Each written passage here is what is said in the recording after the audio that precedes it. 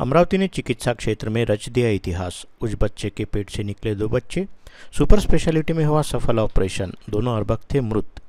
राज्य में पहली बार सामने आया फिट्स इन फिटू का मामला। बुल्डाना में प्रसूति के बाद जच्चा बच्चा लाए गए थे अमरावती। नवजात बच्चा पूरी तरह से सुरक्षित, पेट पर लगे 12 टाके। सरकारी अस्पताल के चिकित्सकों ने झोंका अपना पूरा कौशल्य। अमूमन सरकारी अस्पतालों को लापरवाही का अड्डा बताया जाता है तथा सरकारी अस्पतालों में स्वास्थ्य सेवाओं व सुविधाओं का अभाव रहने की बात कही जाती है, लेकिन अमरावती के विभागीय संदर्भ सेवा अस्पताल यानी सुपर स्पेशलिटी हॉस्पिटल में आज इस धारणा को पूरी तरह से गलत साबित करते हुए चिकित्सा जगत में एक अनूठा इतिहास रच दिया। जब राज्य में पहली बार सामने फिट्स इन फिटू का मामला आया तो सुपर स्पेशलिटी अस्पताल के चिकित्सकों ने महज 3 दिन पहले जन्मे नवजात बच्चे के पेट की सफलतापूर्वक शस्त्रक्रिया की। इस समय ऑपरेशन करने वाले डॉक्टर भी हैरत में पड़ गए, क्योंकि उस बच्चे के पेट में एक नहीं बल्कि 2 मृत अर्भक दिखाई दिए, जिन्हें डॉक्टरों की टीम ने बड़ी कुशलतापूर्वक उस बच्चे के पेट से बाहर निकाला, जिसके बाद बच्चे के पेट पर 12 टाके लगा दिए गए और ऑपरेशन के बाद अब उक्त नवजात बच्चा पूरी तरह से सुरक्षित बताया गया है। बता दें कि बुल्ढाना जिला निवासी एक गर्भवती महिला के गर्भ में पल रहे बच्चे के गर्भ में भी एक अर्भक रहने की बात सोनोग्राफी जांच के जरिए सामने आई थी।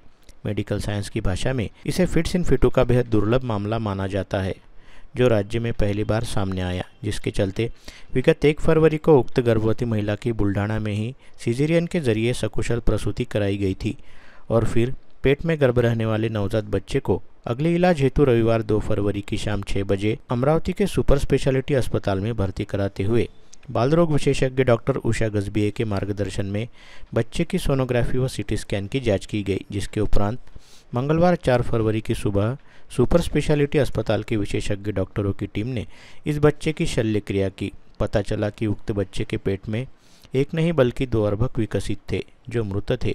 ऐसे में बच्चे के पेट से दोनों मृत अर्भकों को सफलतापूर्वक बाहर निकालकर बच्चे के पेट पर 12 टाके लगा दिए गए और उसे गहन चिकित्सा कक्ष में विशेषज्ञ डॉक्टरों की निगरानी के तहत रखा गया, जहां उसकी स्थिति फिलहाल खतरे से बाहर बताई जा रही है।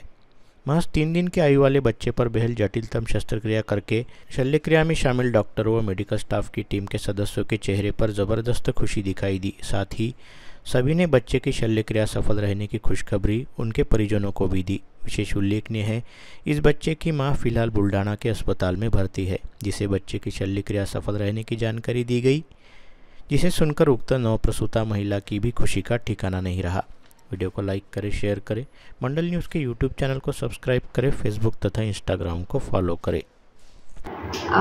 ही जी शस्त्रक्रिया होती ती 3 दिवसाचं बेबी आहे आणि त्याच्या बेबीच्या पोटामध्ये ट्विन्ससारखे पण जीव नसणारे अवयव होते, ज्याला हात पाय दोन्ही 2 बाळ होते आणि त्यांना हात पाय होते, डोकं नव्हतं आणि खालचा भाग शरीराचा बनलेला। ती शस्त्रक्रिया आज इथे सुपर स्पेशलिटी हॉस्पिटलमध्ये करण्यात आली आणि त्याला जवळपास 1-1.25 तास लागले आणि या शस्त्रक्रियेमध्ये मी डॉक्टर उषा गजबिये, डॉक्टर नवीन चौधरी आपल्या इथे paediatric surgeon, senior paediatric surgeon आहेत, डॉक्टर मंगेश मेंढे सर जे आज आपल्या हॉस्पिटलमध्ये मेडिकल सुपरिटेंडंट म्हणून कार्यरत आहेत, डॉक्टर मॅडम ही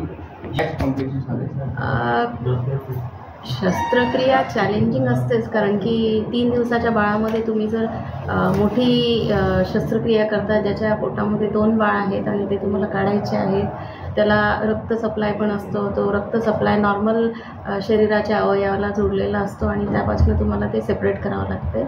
तर शस्त्रक्रिया एक तर छोटं बेबी असल्यामुळे, दुसरं त्याचे अवयव शरीरात पूर्ण मोठं बाळ असल्यामुळे आणि मोठी ट्यूमर असल्यामुळे ते आपल्याला चॅलेंजिंग राहतं। त्याचं ॲनेस्थेशिया चॅलेंजिंग असतो, बाळ आउट ऑफ ॲनेस्थेशिया आहे, बेबी वेल सेटल्ड आहे आणि थोड्या वेळाने आपण त्याला ॲनेस्थेशिया थिएटरमधून NICUमध्ये शिफ्ट करू।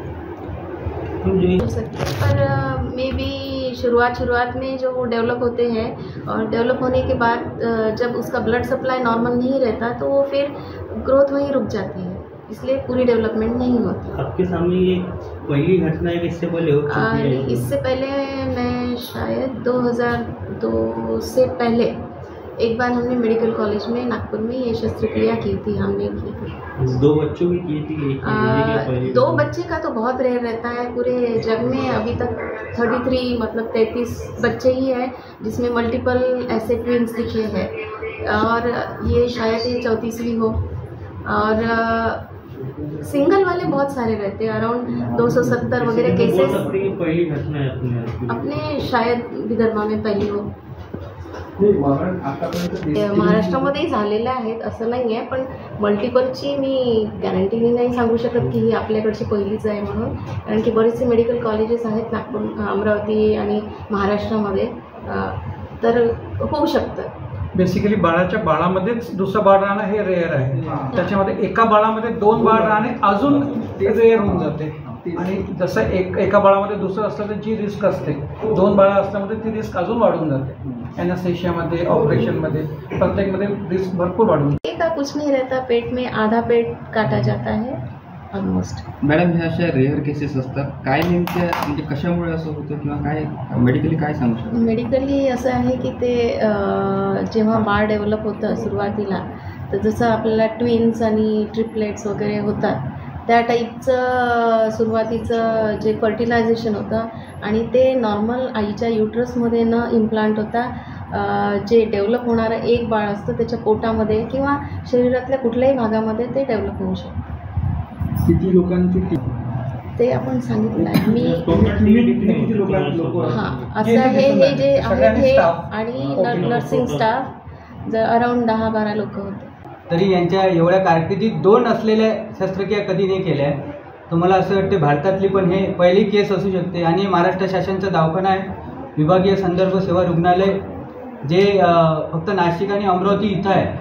हे महाराष्ट्र शासनाचं एक चांगलं असं हॉस्पिटल आहे की इथं चांगल्या प्रकारे शस्त्रक्रिया पार पडत असतात, आणि 5 जिल्ह्याचं हॉस्पिटल आहे, अकोला, बुलढाणा, यवतमाळ, वाशिम आणि अमरावती।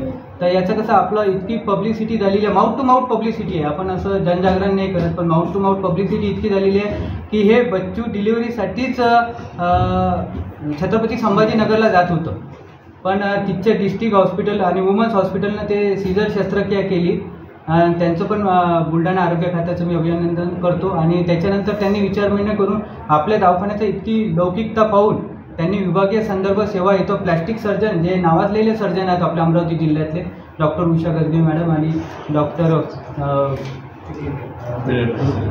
नवीन चौधरी सर, हे इतके नावाजलेले सर्जन आपल्या इथं लाभलेले आहेत। आणि सरचं जेव्हापासून दोघांचं जेव्हापासून 2007 पासून हे हॉस्पिटल सुरू झालेलं आहे तेव्हापासून यांची अविरत सेवा इथं चालवली आहे, आणि इतके डिफिकल्टी चॅलेंजिंग केसेस हे करत इथं आलेले आहे, आणि हे त्यांच्या आयुष्यातली सगळ्यात चॅलेंजिंग केस होती, आणि ते इतके चांगल्या प्रकारे शस्त्रक्रिया पार झालेली आहे की याचं आम्हाला सगळ्याला आणि चमूला सगळ्याला आम्ही त्यांचं अनुमोदन करतो, अभिनंदन करतो। आणि सार्वजनिक आरोग्य खात्याचं आमचे मिनिस्टर आष्टीकर साहेब यांचं आम्ही अभिनंदन करतो। नंतर त्याच्यानंतर आमचे deputy director sir Kamlesh Bhandari sir यांचं अभिनंदन